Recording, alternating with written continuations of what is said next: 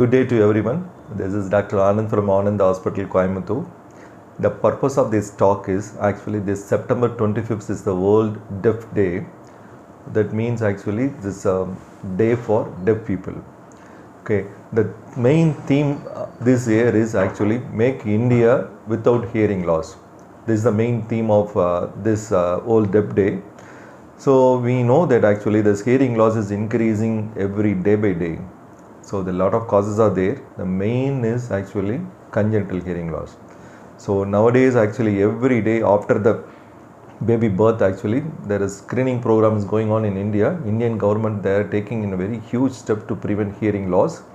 So even though lot of parents actually they have no awareness of hearing loss. So no hearing, there is no speech. The patient may become deaf mute completely. That's why we have to completely eradicate the hearing loss and make the people to hear, make them speak. So the main awareness of this World Deaf Day too, don't ignore hearing loss.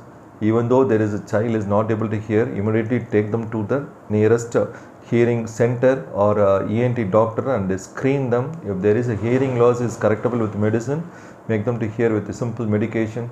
A simple surgery is required. So go ahead with the surgery, make them to hear and make them to speak.